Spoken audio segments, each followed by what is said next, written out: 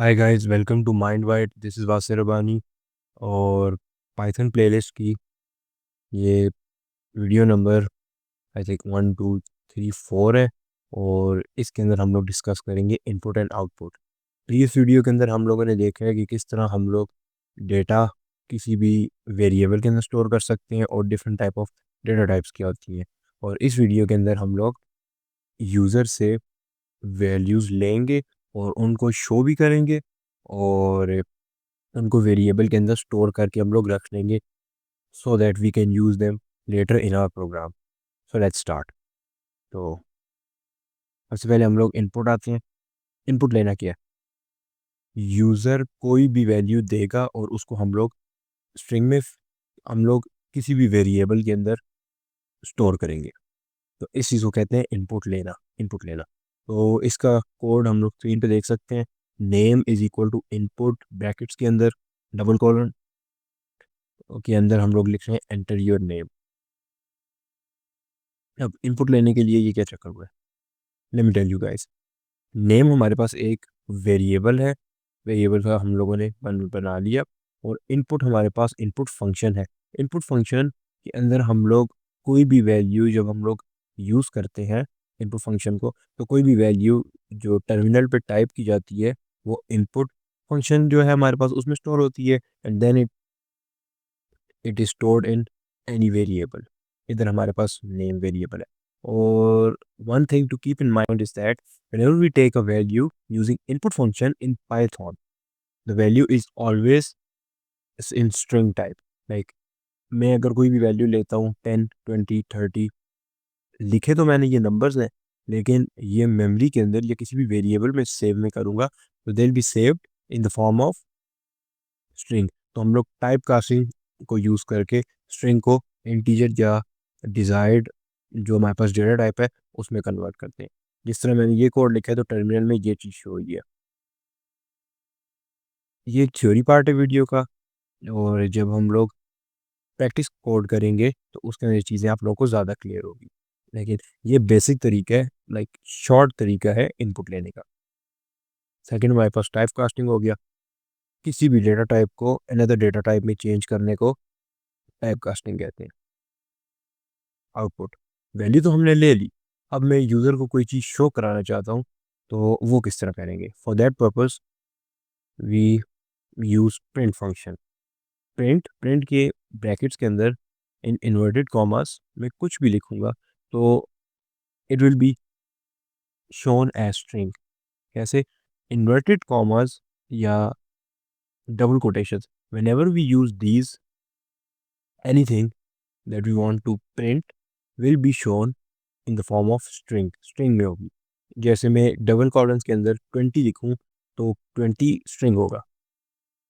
और इस तरह मेरे पास नीचे जो डायग्राम है उसके अंदर मैंने कोड का स्क्रीनशॉट जो है उसमें name is equal to mind wide मैंने एक डेटा टाइप बनाई है जो कि स्ट्रिंग हो गई। नेम मेरे पास वेरिएबल है और उसके अंदर मैं एक वैल्यू स्टोर कर रहा हूँ स्ट्रिंग। स्ट्रिंग कैसे? क्योंकि मैंने कोई भी वैल्यू से उसमें दी है, कॉमर्स में दी है, और कॉमर्स में कोई भी वैल्यू दो तो वो in the type of string store हो जाती है। तो जब मैंने प्रिंट फंक्शन यूज़ की है तो नेम इज़ सिंपली मैंने की है कॉमा करके नेम लिख दिया। कॉमा के बाद मेरे पास नेम है और नेम वो वेरिएबल है जो हमने ऊपर इधर ये इनिशलाइज डिक्लेयर इनिशलाइज किया। इनिशलाइज किया मैंने name is equal to mind wide. Name के अंदर माइंड वाइड सेव हो गया। और जब मैं प्रिंट कर रहा हूँ नेम इज़ माइंड वाइड, तो जो हमारे पास आउटपुट है उसके अंदर लिखा आ गया name is mind wide. On the other hand there is another approach that we can use while printing any value that is stored in variable। कैसे? name is like फिर मैंने स्पेस दी है and plus and then the name of the variable in which we have stored the value। तो इधर अगर आप लोग थोड़ा सा चेंज देखें तो here after is I have not put a space in the first one, while on the other one जो सेकंड है मेरे पास जिसके अंदर मैं प्लस यूज़ कर रहा हूँ उसमें स्पेस डाला है। ये जो मेरे पास प्लस है इधर वो वर्क कर रहा है। ये प्लस ऑपरेटर नहीं है, ये एज कॉन्केटिनेशन वर्क कर रहा है। कैसे? नेम इज एक स्ट्रिंग है और जो हमारे पास वेरिएबल है वो उसको दो चीज़ें हो गई, तो दो चीज़ों को कॉन्केटिनेट कर रहा है, शो कर रहा है। अगर इधर में स्पेस ना देता, नेम इज माइंड वाइड, इन दोनों की चीज़, दोनों के दरमियान गैप ना होता, तो इसलिए हम यूज़ करते हैं। मोस्टली हम लोग कॉमा वाली यूज़ करते हैं, लेकिन there is another better approach जिसके अंदर हम इजीली एक ही लाइन के अंदर ये सारे वेरिएबल्स की वैल्यूज़ प्रिंट कर सकते हैं। बिकॉज जो सेकंड वन है कॉन्कैट वाला, वो तो करने की ज़रूरत ही नहीं है। और जो फर्स्ट वन है कॉमा वाला, let's suppose we have 10 to 12 variables, हर वेरिएबल के बाद कॉमा फिर कॉमा, ये चीज़ फ्रस्ट्रेट भी करती है, on the other hand hectic भी है और अच्छा नहीं लगता ना। तो there is another clean and better approach जिसको हम कहते हैं formatted string. Let's look this example. In this example I have taken two variables, एक है name is equal to mind जिसकी डेटा टाइप स्ट्रिंग होगी। On the other hand views, name का मेरे पास वेरिएबल है, उसके अंदर मैंने वैल्यू डाली है 300। तो रन टाइम पे उसको पता चल जाएगा by checking the value, as the value is an integer number, so the data type for the variable views will also be integer। अब हम लोगों ने किस तरह की है, प्रिंट फंक्शन यूज किए to print on the screen to show the user. F formatted string करते हैं। तो बिफोर स्टार्टिंग क्वेश्चंस, या आई ऑलवेज लाइक इसको भूल जाता हूँ या वेल उसको चेंज कर देता हूँ, लेकिन को सो मेरे साथ में समझे इसको कि डबल कोटेशन से पहले हमेशा फॉर्मेट स्ट्रिंग में वी राइट एफ, एफ लिख लिया। अब माई नेम इज, अब मैंने कोई भी वेरिएबल लिखना है तो वेरिएबल को मैं करली ब्रैकेट्स में लिखूंगा। करली ब्रैकेट्स में मैंने नेम लिखा है, so dot views or curly bracket views. So what happens at run time when it is time for print, या it is time for this line to run, जो हमारी प्रिंट वाली लाइन है वो इसको प्रिंट करते हैं माई नेम इज। एफ से इसको पता चलता है कि फॉर्मेटेड स्ट्रिंग में है, तो माई नेम इज करली ब्रैकेट के अंदर जो चीज़ होती है उसको वो वेरिएबल कंसीडर करता है। वो चेक करता है कि नेम, नाम का वेरिएबल मेमोरी में सेव्ड है। इफ़ यस, अगर नो तो एरर दे देगा, इफ़ यस तो वो उसकी वैल्यू यहाँ पे प्रिंट कर देगा। फिर जिस तरह हम लोग इसको देख सकते हैं, my name is the same string that I have written in double quotes, और उसके बाद माई नेम इज ब्रैकेट के अंदर करली ब्रैकेट्स के अंदर नेम लिखा है। It fetches the value of the variable from the memory. Name में माइंड वाइड सेव था तो my name is mind wide और व्यूज आर 300। इस तरह से फॉर्मेटेड स्ट्रिंग करते हैं। Most of the times, like majority of the time in our programming will use formatted string. देखें किस तरह इजीली हम लोगों ने एक चीज़ को लिख लिया है। कॉमर्स वाली अप्रोच भी यूज़ कर सकते हैं। It's up to you guys which one do you prefer, but I personally use this one, escape sequence. इसकी डेफिनेशन देखें, combination of characters starting with / and used to represent characters difficult to write in strings।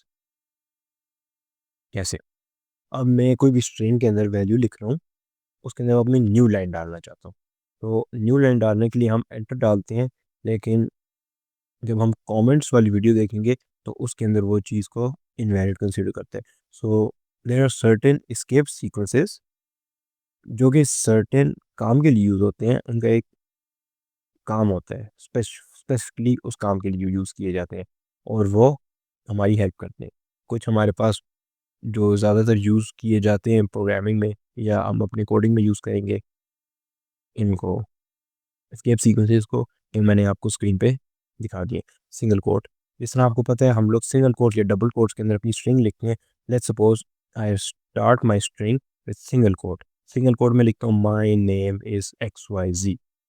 Now I have to put a comma, comma में put करूँगा तो वो, इसको ये लगेगा कि जो हमारा स्ट्रिंग स्टार्ट हुई है और स्ट्रिंग एंड हुई है, तो वो इस कॉमा को एंडिंग एंडिंग कॉमा लेगा, लेकिन this is not the case. मैं इसको as a single comma use करना चाहता हूँ। For that purpose I use front / और आगे सिंगल कोट यूज कर दूंगा। ये हमारे पास कॉमा होता है, तो उसको फिर पता चलेगा कि this is not the ending of the string, rather it is a comma, backslash, कोई बैकस्लैश में ऐड करना चाहता हूँ तो उस तरह बैकस्लैश यूज़ कर लेंगे, backslash n for new line, backslash r for carriage return, backslash t for tab और backslash b for backspace. Mostly we'll be using single quote, the first one, the third one, and the fifth one. तो आप लोग मुझे comments में बताएं कि कौन सा ज़्यादा यूज़ हो सकता है आप लोगों के लिहाज से। तो that's it for the theory part. ये मैंने बिल्कुल शॉर्ट सी रखी है, एक दो तीन चीज़ें थी तो मैंने कहा I not waste much time of you guys on this. इसके अंदर मैंने थोड़ी सी की है और कोडिंग पार्ट भी हमारा थोड़ा सा होगा और then we'll move on. Aahista Aahista अब हम लोग मेन चीज़ों की तरफ जाते हैं ताकि जल्दी से हमारी पाइथन ट्यूटोरियल इधर कंप्लीट हो और उसके बाद हम लोग और चीज़ों पे आ जाएं। सो या नेक्स्ट वीडियो जो है उसके अंदर मैं जितनी भी थ्योरी आप लोगों को पढ़ाई है will practically demonstrate that. So see you guys in the next video.